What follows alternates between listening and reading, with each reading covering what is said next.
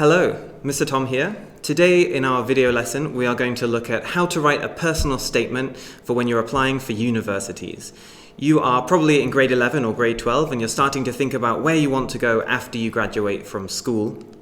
And so today's lesson is really going to help you do one of the most important parts of that application process.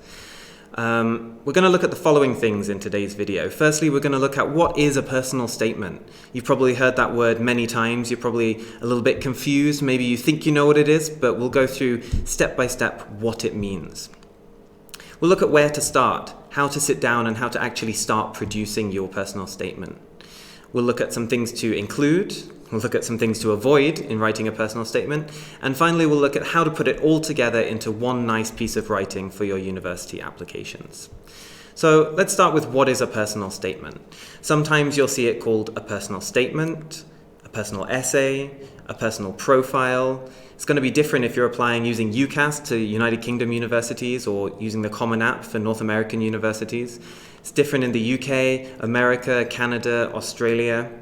Wherever you're applying to university, you're going to need to write a personal statement. It's your chance to show the university who you are. It's a personal essay. It's about your personal attributes and your personality.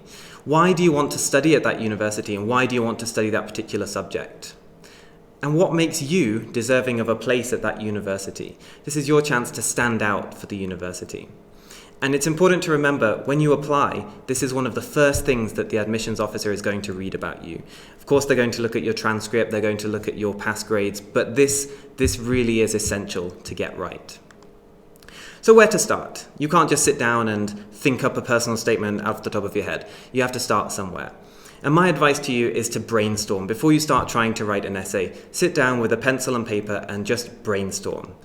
Why do you want to study that course or that subject or that major? What is it that makes you interested in that area of study? What makes you excited about that subject? This is very important. You have to show that you deserve to go and study that particular subject or that particular area, and you have to show that you're passionate about it and it makes you excited. It's nice to include where that interest came from. So again, just in your brainstorming stage, make a note of what was the first time that you realized I'm really interested in biological sciences, or I really want to go and study geography in the future. Make a note of it for yourself. And read some examples. There are plenty of examples of personal statements, personal essays on the internet, freely available. Just sit down and have a search. But one thing to remember, after reading these examples, don't just copy them. That's the worst thing you can do, because these university admissions officers, they're going to see thousands, if not millions, of these applications and these personal statements. If you've copied one, they will find out, and that's not going to help you with your application. So some things that you need to include then in your personal statement. For me, the most important thing is to show that you are passionate and that you are enthusiastic about studying that subject. What these admissions officers are looking for is somebody who really gets excited when they talk about geology, or they get very excited when they talk about German literature. Whatever it is that you're interested in studying, show why you want to do it. Show your personality. These universities, they don't just want people who come in with high grades and everything, but they're robots. They want human beings. They want you to come in and be a human and be somebody with personality and somebody who's going to make friends at their university.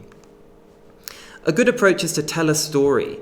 If you can think of perhaps where you got interested in your subject, or a place where you showed some of the skills that you're good at, include that story, but make sure you write, what did you learn from that experience?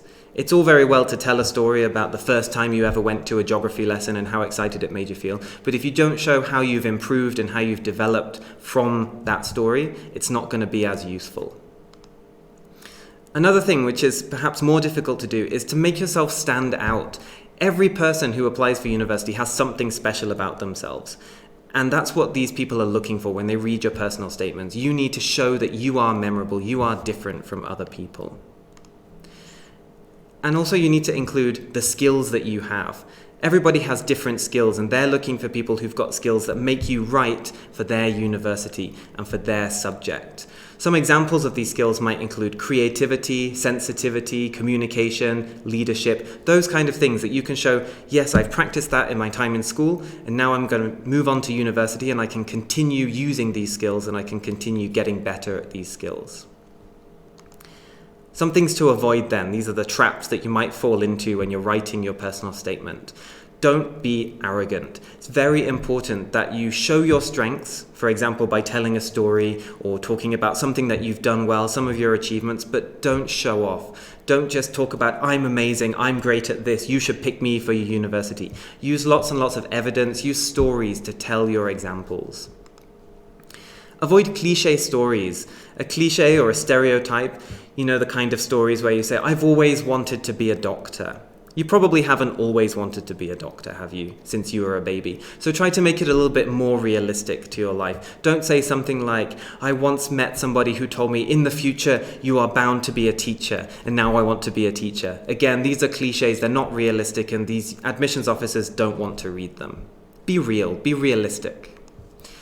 Don't be negative. That's another quite important thing. Don't say, oh, I'm really interested in becoming a teacher because I heard the salary is very good. Or don't say, oh, I want to go into studying geography because I find science is too difficult. Those aren't focusing on why you're excited about studying that subject. Those are looking from a negative point of view, and that's not going to help you. Don't be over the top when you do your writing. Don't use words like, it was such an honor for me to meet my first grade geography teacher. Be realistic, be yourself. Don't be over the top. And don't repeat yourself. This is particularly important if you're applying using the Common App where you have to write multiple essays. If you use the same story many, many times, they're going to get bored of reading it, you're going to stop standing out, and they're not going to want you to come to their university. So those are the things that you need to avoid in writing your personal statement.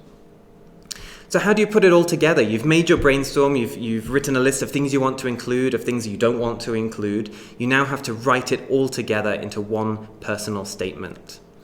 So let's begin at the beginning. You need a strong opening. This is your chance to hook your reader in, if you like, to show that you are passionate, to show that you're excited about that subject, about that university, about going to study at university in general.